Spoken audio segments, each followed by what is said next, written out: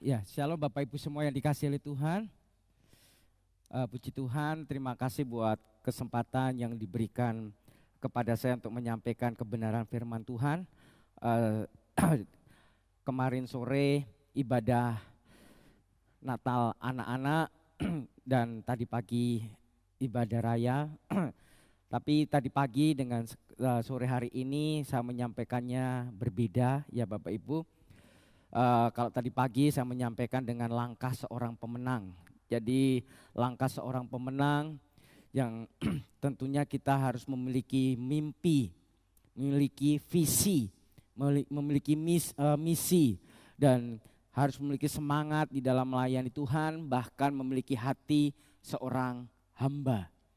Tapi pada sore hari ini saya akan menyampaikan kebenaran firman Tuhan, belajar dari seorang tokoh untuk menjadi peringatan buat kita semuanya.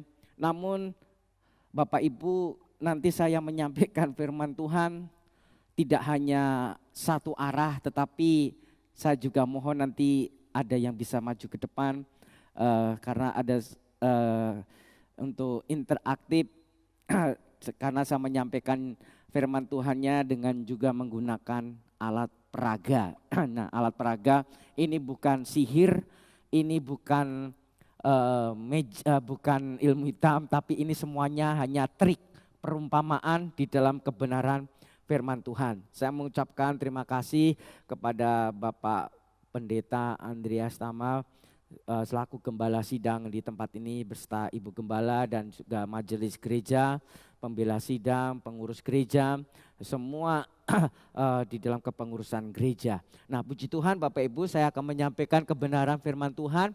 Mari kita akan belajar bersama-sama, kita buka di dalam 2 Tawarikh pasal 26. 2 Tawarikh pasal 26 ayat yang pertama sampai ke 23, tetapi saya akan bacakan sampai ayat yang keempat terlebih dahulu. Nah, judul perikop atau pasal ini mengkisahkan, menceritakan kehidupan seorang Raja Uzia. Di mana Raja Uzia ini masa hidupnya sampai dengan akhir riwayat hidupnya. Kita perlu pelajari yang awal-awal mula hidupnya Raja Uzia ini diberkati Tuhan. Tetapi akhir hidupnya justru malah mengalami kutuk yang membawa kematian. Jadi bukannya ketika diberkati menjadi berkat, tetapi justru ketika diberkati dia lupa akan Tuhan sehingga mengalami kutuk. Jadi saat ini kita baca bersama-sama ayat 1 sampai ke 4, saya akan baca ganjil, Bapak Ibu baca yang genap. Inilah awal mula kehidupan. Yaitu 2 Tawarikh pasal 26, 2 Tawarikh pasal 26, ayat yang pertama sampai ke 4 saya akan baca yang ganjil, Bapak Ibu baca yang genap. Segenap bangsa Yehuda mengambil Uzia yang masih berumur 16 tahun dan menobatkan dia menjadi raja menggantikan ayahnya Amasya.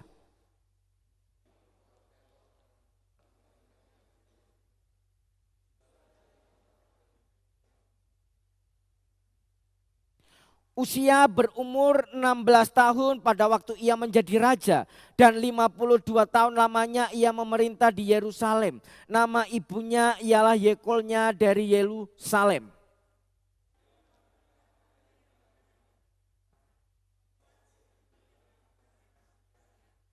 Nah, kita belajar dari awal kehidupan Raja Uzia ini.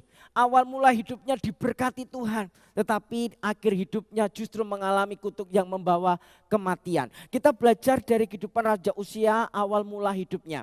Awal mula hidupnya Raja Uzia yang pertama, dia melakukan apa yang benar di mata Tuhan. Ia melakukan apa yang benar di mata Tuhan, tepat seperti yang dilakukan oleh Amasya ayahnya. Nah, di sini melakukan apa yang benar di mata Tuhan ini juga berbicara mengenai karakter. Nah, karakter utama yang harus kita miliki. Di dalam kepemimpinan Raja Uzia di Yerusalem, dia melakukan apa yang benar di mata Tuhan. Raja Uzia selalu hidup benar di mata Tuhan. Raja Uzia hidup takut akan Tuhan. Sehingga dengan dia melakukan apa yang benar, semakin hari Raja Uzia semakin bertumbuh, bahkan semakin kuat, bahkan kerajaannya pun semakin maju dan berkembang pesat secara luar biasa. Sehingga Raja Uzia ini patut menjadi contoh, Raja Uzia ini patut menjadi teladan bagi raja-raja lainnya. Demikian juga dengan kita pun harus bisa menjadi contoh yang baik, apalagi kita ini sebagai orang tua. Maksudnya sebagai orang tua itu bukan hanya sekedar sebagai bapak ataupun ibu. Namun orang tua di sini yang saya maksudkan adalah mungkin engkau sebagai seorang pastor, sebagai seorang gembala, mungkin engkau sebagai seorang majelis gereja, pembela sidang, pelayan Tuhan, ketua wanita, ketua kaum muda, ketua sekolah minggu, pemimpin pujian atau apapun, semuanya harus menjadi contoh yang baik. Nah, untuk itu kalau kita mau bertumbuh, kalau kita maju, contohlah orang-orang yang terlebih dahulu melayani Tuhan. Mungkin contohlah di sekitarmu, contohlah di rumahmu, contohlah suamimu atau istrimu yang sungguh-sungguh melayani Tuhan, yang dekat dengan Tuhan. Contohlah pelayan-pelayan Tuhan di sini yang melayani dengan semangat, yang menyala-nyala di dalam Tuhan. Karena hanya pemalas saja yang disuruh contoh dengan binatang, yaitu semut. Karena firman Tuhan katakan, hai pemalas, pergilah, belajarlah kepada semut, perhatikanlah lakunya dan jadilah bijak. Jadi Bapak Ibu, kalau orang mau bertumbuh, orang mau maju, orang yang mau besar, itu tentunya kita belajar sama orang yang lebih dulu. Tetapi pemalas-pemalas di sini disuruh belajar dari yang kecil dulu. Karena barang siapa setia dalam perkara kecil, ia juga akan setia dalam perkara yang besar. Kalau dalam hal kecil saja tidak setia, mana mungkin dia mau melakukan hal yang besar. Nah, saya ibaratkan seperti ini, Bapak Ibu.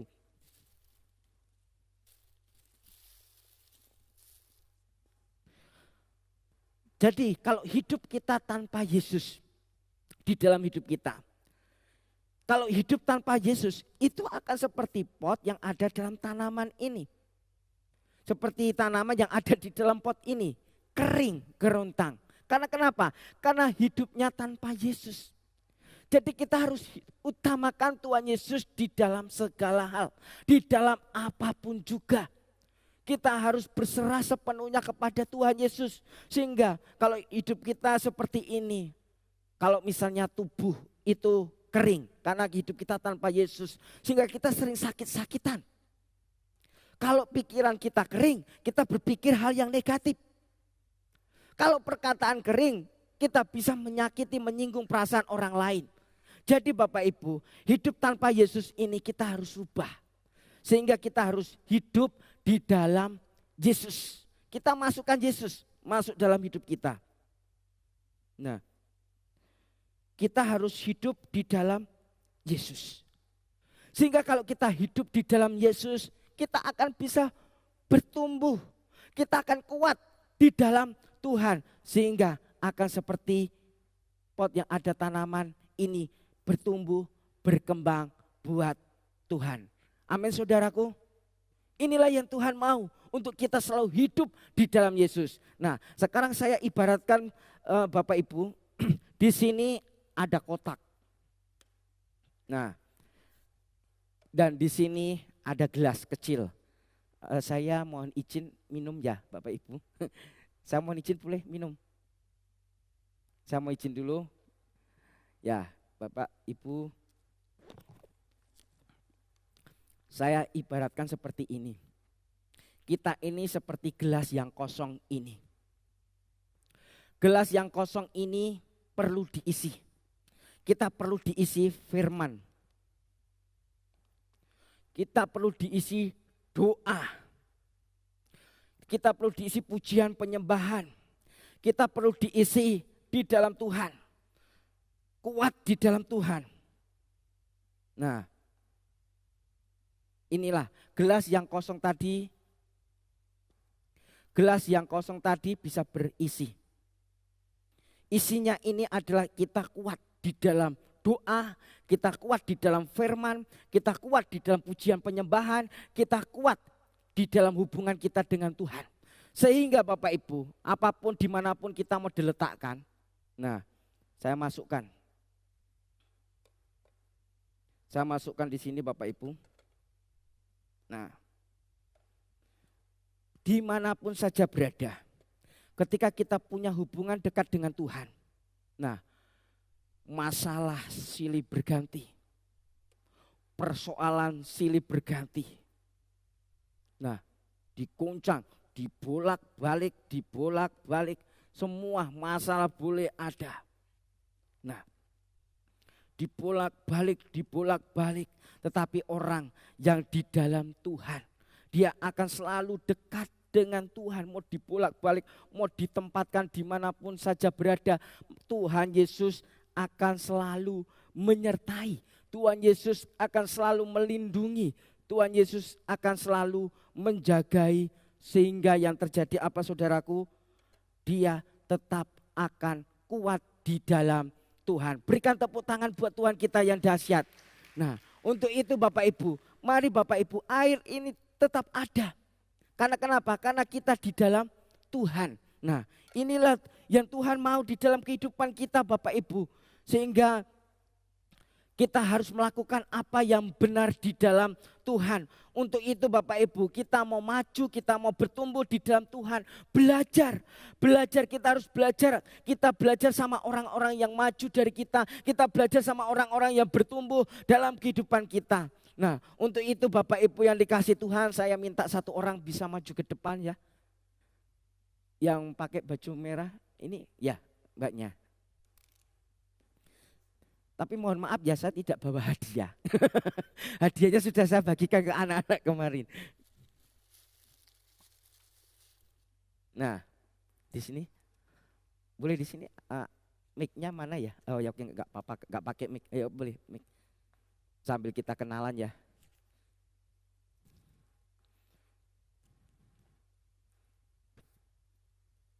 Boleh kenalan, Bu? Namanya siapa, Bu? Sofi. Ibu Sofi. Udah? Bukan ibu. Hah? Masih gadis. Oh masih gadis ya. Masih gadis, sekarang kerja atau kuliah atau apa? Kuliah sama kerja. Oh kuliah, dua-duanya. Semester berapa? Semester 1 baru. Oh baru masuk semester 1, oke. Siapa tadi Selvi ya? Sofi, di sini ada 5 gambar.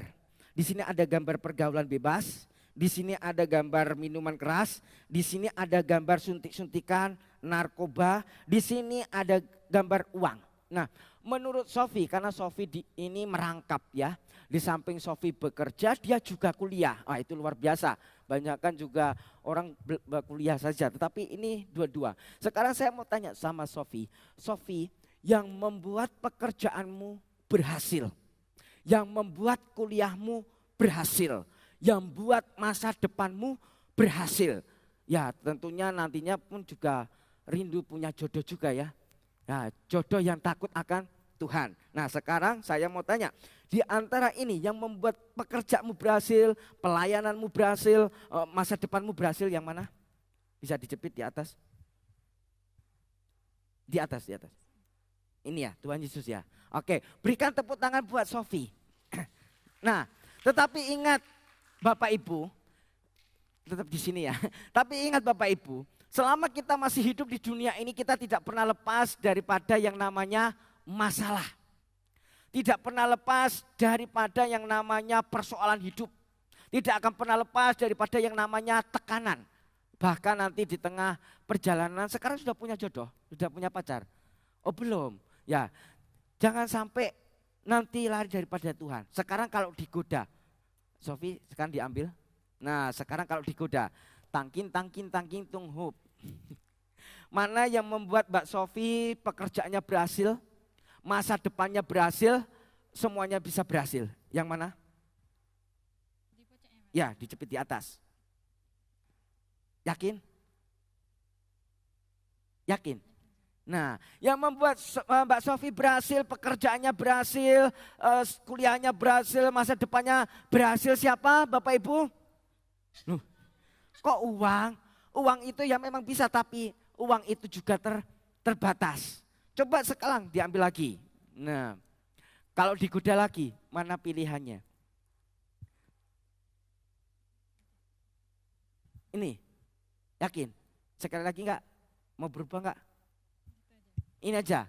Nah, yang membuat pekerjaannya Mbak Sofi berhasil, yang membuat kuliahnya berhasil, yang membuat masa depannya berhasil apa?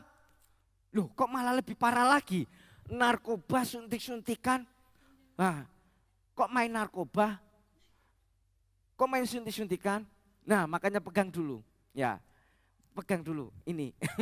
Makanya Bapak Ibu Saudara, jangan sekali-kali gantikan Tuhan Yesus dengan pergaulan bebas. Jangan sekali-kali gantikan Yesus dengan minum-minuman keras. Jangan sekali-kali gantikan Yesus dengan suntik-suntikan, dengan uang. Maka hidup kita akan dipimpin oleh siapa? Oleh siapa Bapak Ibu? Iblis. Iblis yang selalu merayu. Iblis yang selalu menggoda. Iblis yang selalu ingin menjatuhkan di dalam kehidupan kita. Makanya jepit Tuhan Yesus. Nah, jepit Tuhan Yesus. Supaya tidak salah, pegang lagi. Nah, inilah yang Tuhan mau. Apapun itu yang terjadi, mari Bapak Ibu, mau ada masalah seperti guncangan tadi, kita harus kuat di dalam firman Tuhan, tetapi tetap kuat. Sehingga airnya tetap ada Bapak Ibu. Sehingga kita harus percaya sekali Yesus tetap Tuhan Yesus. Dan selamanya adalah Tuhan Yesus. Berikan kemuliaan buat Tuhan kita Yesus Kristus. Karena dosa kita sudah disucikan. Dosa kita sudah diampuni oleh Tuhan. Terima kasih ya Mbak Sofi. Terima kasih ya. Nah, ini Bapak Ibu, mari Bapak Ibu kita semakin mendekatkan diri kepada Tuhan. Apapun itu yang terjadi di dalam kehidupan kita. Nah, makanya Bapak Ibu yang dikasihi Tuhan, mari kita semakin mendekatkan diri seperti Tuhan. Yang membuat semuanya berhasil adalah Tuhan. Mari kita hidup di dalam Tuhan. Kita harus dekat dengan firman Tuhan. Kita harus dekat dengan pujian penyembahan di dalam Tuhan. Kemudian yang kedua Bapak Ibu.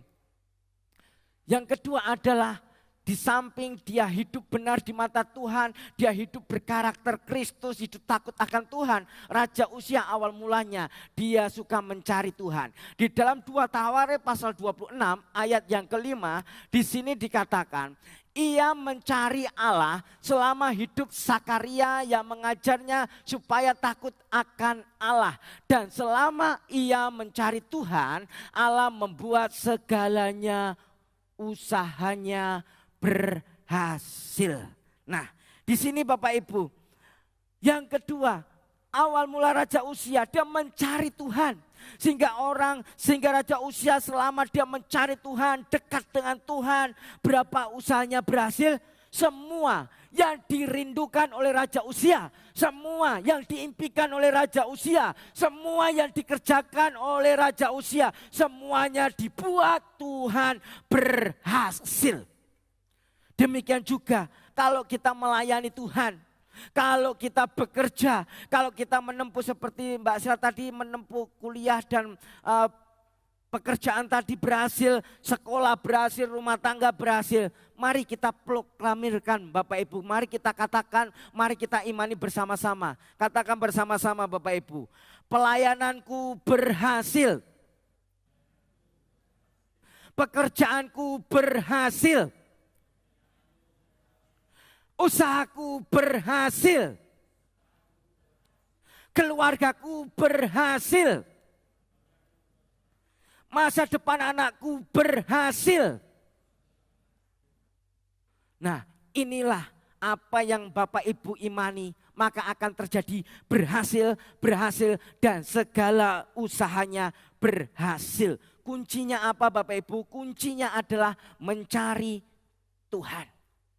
Kita harus mencari Tuhan, di dalam Tuhan. Karena firman Tuhan juga katakan, tetapi carilah dahulu kerajaan Allah dan kebenarannya, maka semuanya itu akan ditambahkan kepadamu. Seperti Raja Uzia ini, selama Raja Uzia mencari Tuhan, Allah membuat semuanya itu berhasil. Nah, seperti tadi pagi juga saya saksikan kita belajar daripada kisah perempuan pendarahan ketika dia mengalami penyakit pendarahan kurang lebih 12 tahun.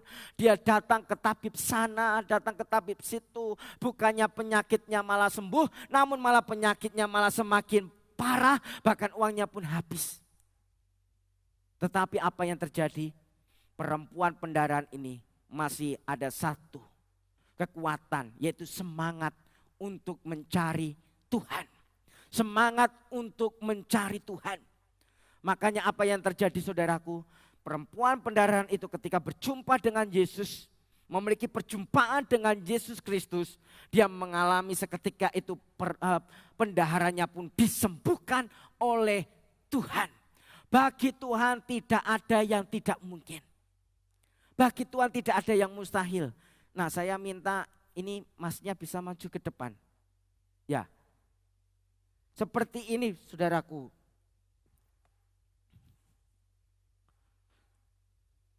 Karena saya sampaikan, hidup itu bukan berdasarkan fakta. Nah, tetapi hidup itu berdasarkan iman. Apa yang kita imani itu bisa terjadi. Karena kita menggerakkan hati Tuhan, menggerakkan isi hati Tuhan. Nah, seperti kota ini, tidak ada isinya Bapak Ibu. Kita lihat kosong.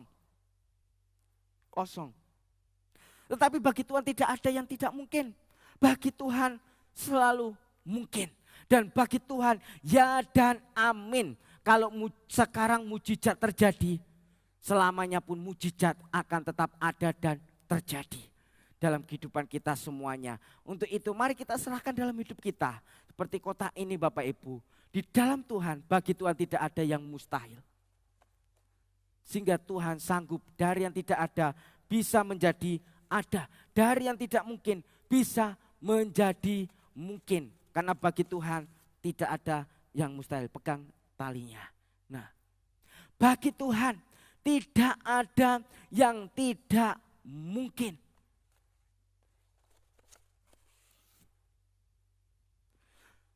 Di dalam Tuhan tidak ada yang mustahil.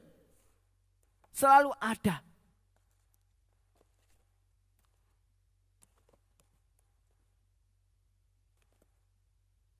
Karena Tuhan itu sanggup memberikan segala sesuatunya di dalam kehidupan kita. Nah, karena bagi Tuhan tidak ada yang mustahil. Firman-Nya pun ya dan amin. Jadi apapun yang kita hadapi di dalam Tuhan, kita percaya apa yang kita imani itu bisa terjadi. Makanya hati-hati dengan mulut kita. Jangan salah dalam mengucapkan mulut. Karena mulut ini penuh dengan pujian. Mulut kita itu penuh dengan kuasa. Kalau ketika kita sakit, kita datang kepada Tuhan, minta kesembuhan, maka Tuhan akan sanggup memberikan kesembuhan. Kalau kita saat ini sedang lemah, firman Tuhan katakan, marilah kepadaku semua yang letih lesu dan beban berat, maka aku akan memberikan kelegaan kepadamu. Nah, seperti firman Tuhan juga katakan tadi, tetapi carilah dahulu kerajaan Allah dan kebenarannya, maka semuanya itu akan ditambahkan kepadamu. Makanya hidup kita harus selalu hidup dengan iman di dalam Tuhan. Kalau di dalam Tuhan itu berkat selalu ada saja. Mujizat itu selalu ada saja. Pertolongan itu selalu ada saja. Berikan tepuk tangan buat Tuhan kita yang dahsyat. Nanti kalau saya ini nanti enggak selesai-selesai firman-Nya. Makasih ya Mas. Nah, jadi Bapak Ibu yang dikasih Tuhan, mari kita datang kepada Tuhan, mencari Tuhan dengan sungguh-sungguh. Nah, di sini ada Kolonel Sander, saudaraku. Kolonel Sander yang memulai usahanya di usia senja, yaitu usia 65 tahun. Dia seorang pensiunan angkatan darat di Amerika. Namun Kolonel Sander ini memulai usahanya dengan menjual dan menawarkan resep masakannya dengan berkeliling dari kota ke kota, dari restoran ke restoran, bahkan sampai lebih dari 1000 restoran di negaranya menolak. Tetapi Kolonel Sander ini tidak menyerah, tidak putus asa begitu saja.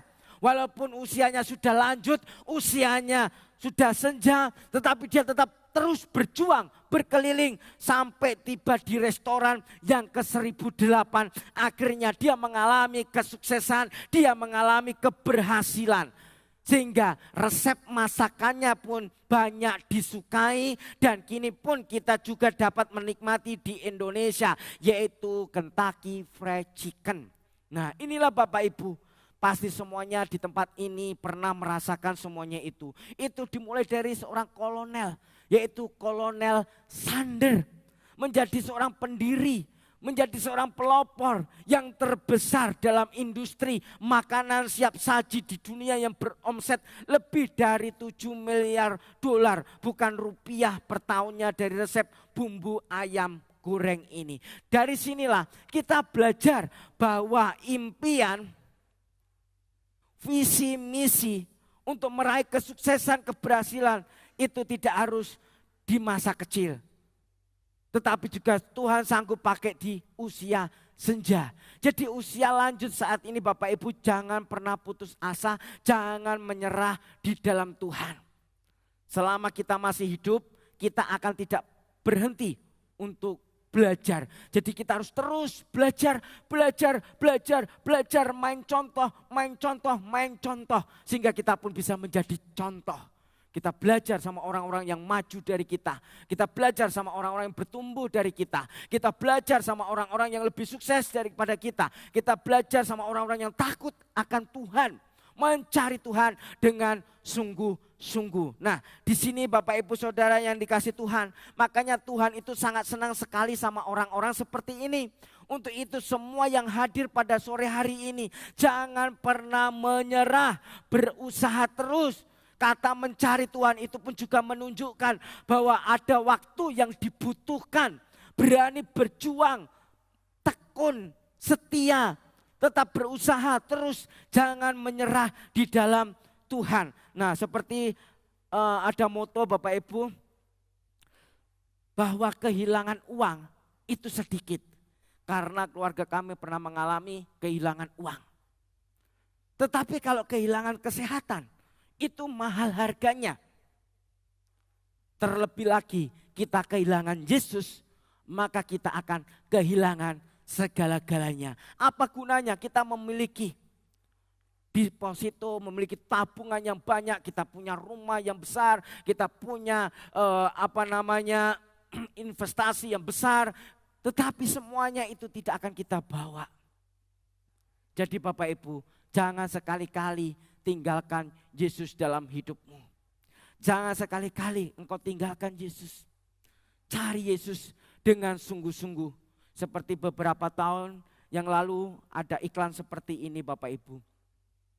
Dikatakan bahwa panas hujan tidak merintangi. Aku mencari uang Toyota Kijang. Nah, sekali lagi Bapak Ibu. Panas hujan tidak merintangi, aku mencari uang Toyota Kijang. Maksudnya apa Bapak Ibu? Maksudnya untuk mendapatkan supaya bisa membeli mobil Toyota Kijang, itu tidak peduli mau panas, mau hujan. Tetapi kita juga punya moto dalam kehidupan kita, punya moto dalam hidup kita, yaitu panas hujan tidak merintangi, aku tetap mencari Tuhan. Amin Bapak Ibu. Nah, berikan kemuliaan buat Tuhan kita yang dahsyat. Nah, ya memang kita tidak hanya mencari Tuhan, tetapi yang utama yang harus kita lakukan adalah cari Tuhan. Karena hidup kita itu ora et labora. Berdoa dan bekerja.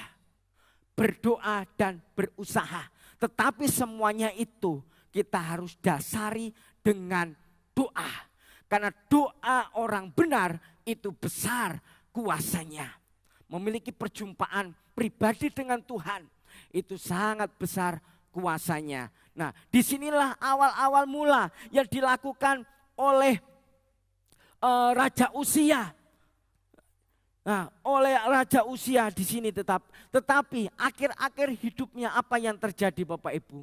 Raja Uzia yang awal-awalnya dia hidup benar di mata Tuhan, Dia hidup sungguh-sungguh di dalam Tuhan. Bahkan dia ambil waktu persekutuan dengan Tuhan. Tetapi ketika dia mencapai kejayaan. Sehingga Raja Uzia umur 16 tahun. Usia itu sudah menjadi raja.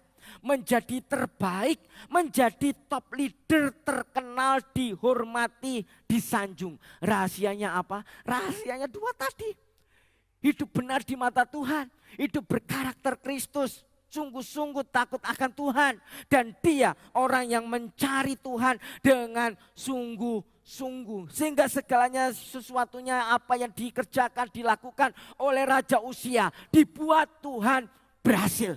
Bahkan umur 52 tahun Raja Uzia itu memerintah menjadi raja di Yerusalem. Menjadi raja di Yerusalem. Raja Uzia sukses, berhasil, berkelimpahan, top leader. Bahkan harta hidupnya pun sampai beberapa keturunan tidak akan pernah habis. Tetapi yang menjadi peringatan buat kita. Ketika Raja Uzia mencapai kejayaan. Dia mencapai berkat yang berlimpahan. Kerajaannya maju, dia menjadi orang yang hebat. Dia menjadi orang yang terkenal, dia menjadi orang yang termasyur, dia menjadi orang raja yang tidak ada menandingi dia.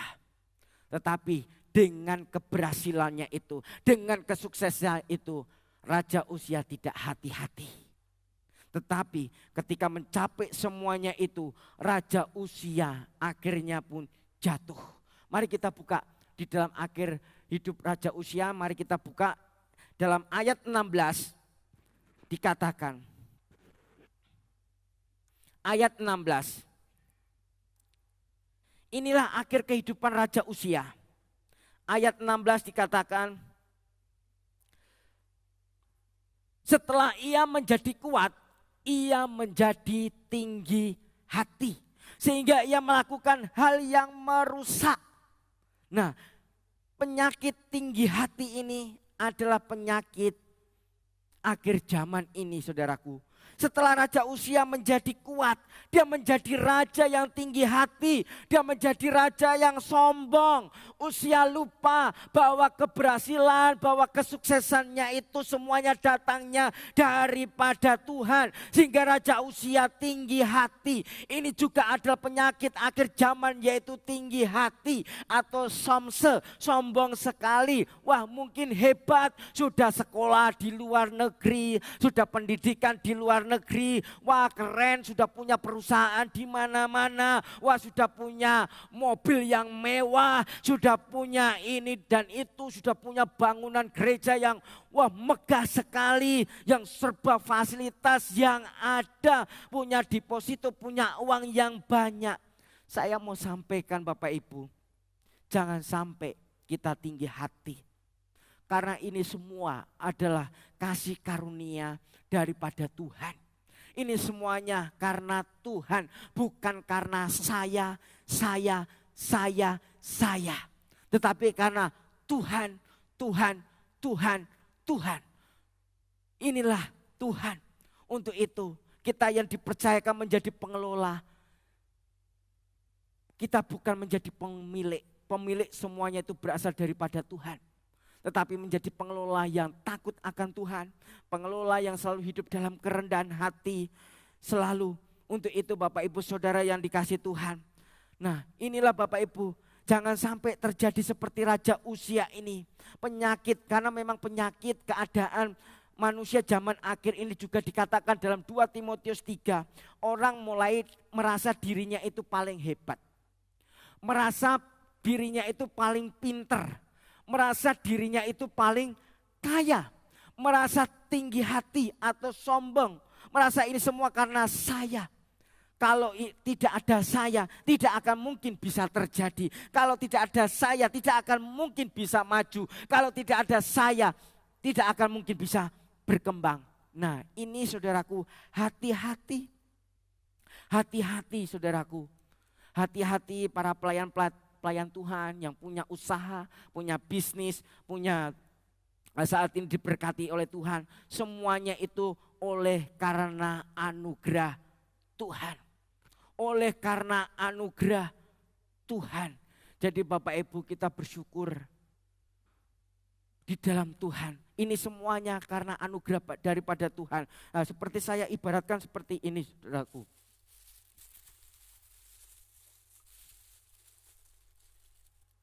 Nah, jangan sampai seperti ini, saudaraku. Ini adalah Kristus salib. Saya ibaratkan ini bulatan ini adalah dunia. Jadi kita bersyukur semua yang ada ini adalah daripada Tuhan. Kita boleh ada sampai sekarang ini karena Tuhan. Kita diberkati semuanya itu karena Tuhan. Kalau Bapak Ibu menjadi pengelola yang bisa dipercaya, menjadi orang yang jujur di dalam Tuhan. Kalau pepatah orang mengatakan kalau di luar di sana itu jujur itu ajur. Tetapi kita di dalam Tuhan, jujur itu justru adalah awal pemulihan.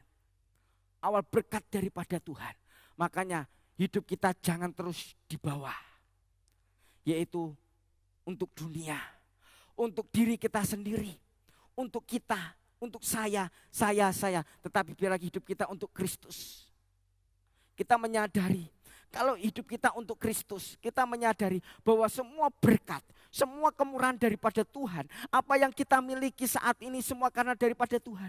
Maka kita akan pelan-pelan diangkat oleh Tuhan. Kita akan diangkat oleh Tuhan. Promosi itu datang daripada Tuhan. Kita akan semakin diangkat oleh Tuhan. Kita akan diangkat oleh Tuhan untuk selalu naik, terus naik di dalam Tuhan. Sehingga kita akan menjadi serupa dengan Kristus, diangkat terus naik di dalam Tuhan. Kita tidak akan menjadi ekor, tetapi kita akan menjadi kepala. Kita akan diberkati oleh Tuhan. Kita semakin dipercayakan oleh Tuhan. Kita pun akan semakin dipakai oleh Tuhan untuk kemuliaan nama Tuhan. Berikan tepuk tangan buat Tuhan kita yang dahsyat. Jangan seperti Raja Uzia tadi sehingga menjadi sombong. Tetapi biarlah kita selalu mendekatkan diri kepada Tuhan. Kita menyadari kita ini hanya pengelola. Pemilik semuanya itu hanyalah Tuhan. Nah, inilah Bapak Ibu yang dikasihi oleh Tuhan. Jadi Bapak Ibu yang dikasihi oleh Tuhan, inilah kejatuhan daripada Raja Uzia. Kemudian kejatuhan daripada Raja Uzia. Yang kedua, yang terakhir, yaitu Bapak Ibu, ia berubah setia kepada Tuhan. Ia berubah setia kepada Tuhan Allahnya dan memasuki bait Tuhan untuk membakar ukupan di atas mezbah pembakaran ukupan. Jadi yang kedua Bapak Ibu, inilah kejatuhan Raja Uzia ketika dia menjadi kuat. Ketika dia mencapai kejayaan, mencapai kesuksesan, dia mencapai keberhasilan, kehormatan. Justru dia malah lupa, tidak setia. Raja Uzia berubah menjadi tidak setia kepada Tuhan. Karena di mana Raja Uzia ini tidak berhak membakar ukupan kepada Tuhan. Karena itu hanya dapat dilakukan oleh para imam-imam keturunan Harun yang telah dikuduskan yang berhak untuk membakar ukupan itu. Tetapi Raja Uzia marah dengan bokor ukupan di tangannya untuk membakar. Sementara amarahnya itu meluap-luap terhadap para imam. Nah, inilah dia menjadi marah tidak setia. Yang tadinya awal-awalnya Raja Uzia itu melakukan apa yang benar di mata Tuhan. Raja Uzia hidup benar di mata Tuhan, suka mencari Tuhan. Namun ketika dia diberkati, dia berubah menjadi tidak setia. Nah, inilah penyakit akhir zaman ini adalah tidak setia. Kita itu mencari orang yang setia dan taat firman Tuhan itu tidak mudah Bapak Ibu. Kita itu mau mencari orang yang setia itu lebih sulit daripada kita mencari orang yang cerdas. Kita mencari orang yang setia itu lebih sulit daripada kita mencari orang yang ganteng. Kita itu mencari orang yang setia itu lebih sulit daripada mencari orang yang cantik. Kita itu mencari orang yang setia itu lebih sulit daripada dia kaya.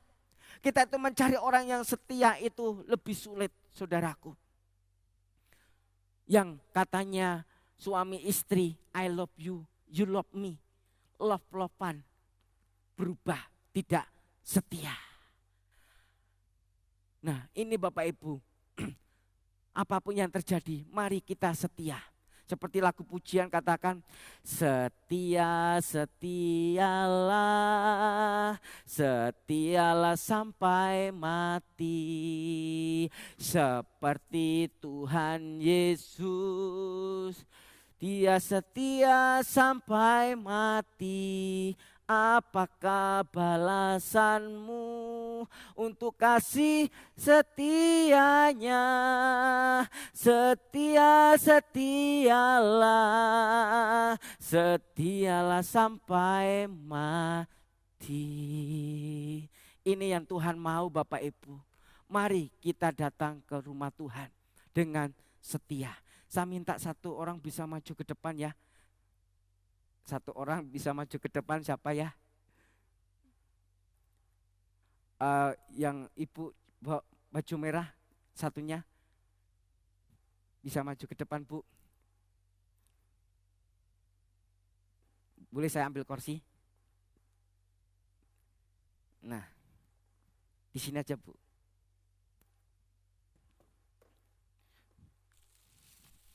Kita harus setia datang ke rumah Tuhan. Ini bisa dipasang, Bu. Oh,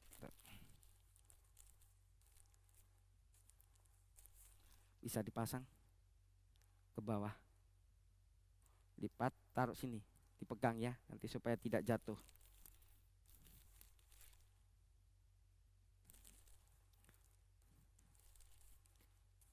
Ya, itu ya gitu. Sekarang ini ke depan, ke muka. Bentuk.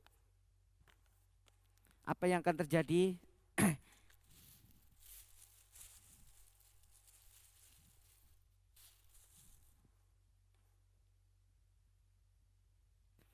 Mari Bapak Ibu,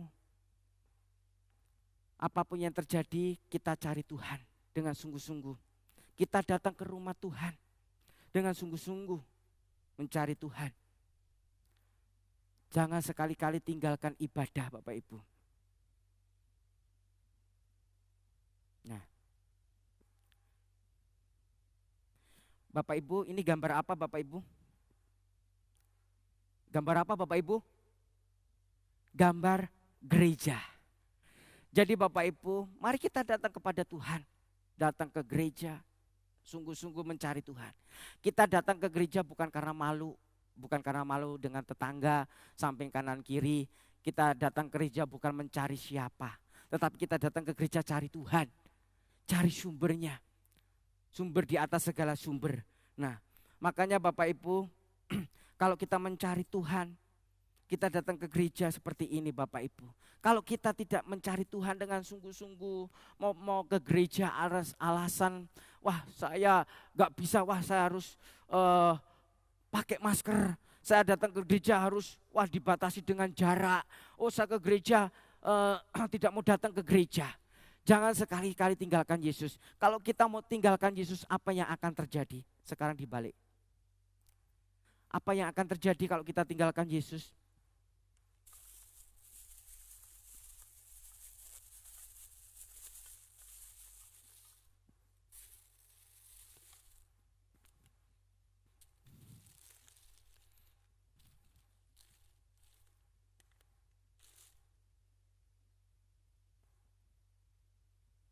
Ya, dipasang.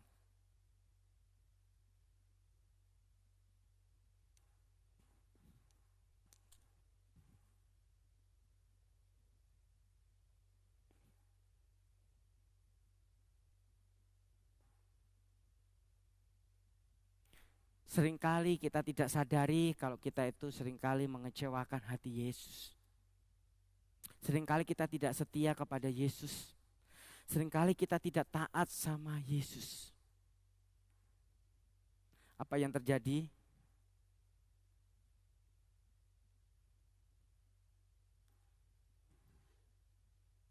Ya, benar.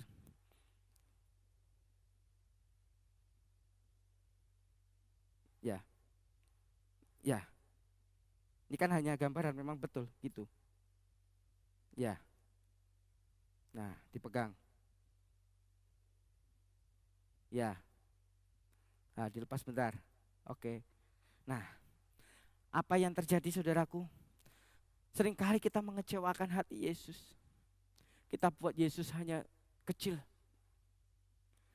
Kita melayani tidak sungguh-sungguh di dalam Tuhan. Kita di dalam memuji menyembah tidak sungguh-sungguh dalam Tuhan. Kita tidak punya waktu buat Tuhan. Tidak punya hubungan intim dengan Tuhan. Sehingga hati kita kecil seperti ini. Dan hati Yesus terluka. Hati Yesus terluka. Seperti juga ada lagu sekolah minggu dikatakan, hidup tanpa Yesus seperti donat, seperti donat, seperti donat. Hidup tanpa Yesus seperti donat, ada lubang kosong di tengah hatimu. Nah, jangan kecewakan Yesus. Untuk melayani Tuhan, jangan berikan dengan kecil setengah ini. Untuk Tuhan, buat Tuhan, persembahan buat Tuhan jangan sedikit. Untuk datang kepada Tuhan, jangan dengan alas-alasan, dengan malas-malasan kita buat Tuhan, jangan kecil seperti ini. Tetapi kasihilah Tuhan Allahmu dengan segenap hatimu, dengan segenap akal budimu. Inilah yang Tuhan mau. Kita datang kepada Tuhan, kita undang Yesus masuk dalam hati kita. Yesus, undang Yesus. Nah, sehingga apa yang terjadi saudaraku? Inilah sehingga Yesus mengasihi kita semuanya. Kalau kita memberikan istimewa buat Tuhan, kita memberikan persembahan yang buat Tuhan yang terbaik, Tuhan Yesus pun akan memberikan yang terbaik buat Tuhan. Bagi Tuhan tidak sia-sia. Amin Bapak Ibu. Berikan kemuliaan buat Tuhan kita yang dahsyat. Terima kasih ya Bu. Nah, inilah Bapak Ibu yang dikasih Tuhan. Jadi Bapak Ibu sebagai yang terakhir, Bapak Ibu yang dikasih oleh Tuhan, mari kita datang kepada Tuhan. Kita sungguh-sungguh untuk itu kita hidup mencari Tuhan. Kita hidup belajar dari Raja Uzia, tapi belajar dari awal-awalnya mencari Tuhan. Hidup benar di mata Tuhan, tetap setia. Dikatakan dalam 2 Tawari pasal 26 ayat 21 sampai 23 dikatakan Raja Uzia sakit kusta sampai kepada hari matinya, dan sebagai orang yang sakit kusta ia tinggal dalam sebuah rumah pengasingan karena dikucilkan dari rumah Tuhan, dan Yotam anaknya mengepalai istana raja dan menjalankan pemerintahan atas rakyat negeri itu. Selebihnya dari riwayat Uzia dari awal sampai akhir ditulis oleh Nabi Yesaya bin Amos. Kemudian Uzia mendapat perhentian bersama-sama dengan nenek moyangnya, dan ia dikuburkan di samping nenek moyangnya di ladang dekat pekuburan raja-raja karena ia berpenyakit kusta, kata orang. Maka Yotam anaknya menjadi raja menggantikan dia. Pada akhirnya Raja Uzia pun menjadi tinggi hati, dia tidak setia kepada Tuhan sehingga akhirnya dihukum Tuhan terkena penyakit kusta pada dahinya sampai kepada hari matinya, dan dia tinggal dalam sebuah rumah pengasingan karena ia dikucilkan dari rumah Tuhan. Akhir hidupnya sangat menyedihkan sekali. Nah, sebagai kesaksian sebagai satu tutup Bapak Ibu, ada seorang jemaat Bapak Ibu. Dia awalnya dia tidak punya apa-apa, tetapi dia setia datang kepada Tuhan. Dia taat kepada Tuhan. Bahkan setiap semua kegiatan ibadah dia ikuti. Dia terlibat ambil pelayanan. Dia setia semuanya. Bahkan hampir setiap hari ke gereja Bapak Ibu. Tapi apa yang terjadi? Ketika dia diberkati oleh Tuhan, dia menjadi lupa. Sehingga hari Minggu dijadikan hari libur, dijadikan rekreasi. Usahanya banyak, tapi apa yang terjadi? Tuhan izinkan sehingga tokonya terbakar, kar, habis, entek, tek, jadi areng, reng. Nah, Akhirnya dia menyesali diri. Jadi Bapak Ibu, mari kita datang kepada Tuhan. Hati Bapak Ibu mungkin saat ini kecewa seperti ini. Hati Bapak Ibu mau jauh daripada Tuhan. Bapak Ibu terluka. Bapak Ibu memiliki kebencian. Bapak Ibu memiliki sakit. Semuanya ayo kita serahkan kepada Tuhan. Kita datang kepada Tuhan. Karena firman Tuhan katakan, marilah semuanya kepadaku yang letih lesu dan berbeban berat. Maka aku akan memberikan kelegaan kepadamu. Ketika kita mau datang kepada Tuhan, Tuhan akan pulihkan kita. Dan ketika kita dipulihkan oleh Tuhan, kita dijamah oleh Tuhan, kita diubahkan oleh Tuhan, dan kita dipakai oleh Tuhan untuk diberkati dan menjadi kesaksian hidup bagi banyak orang. Seperti kipas ini pun kita bisa nikmati menjadi berkat. Berikan kemuliaan buat Tuhan kita yang dahsyat. Nah, mari kita berdoa Bapak Ibu bersama-sama kita berdoa.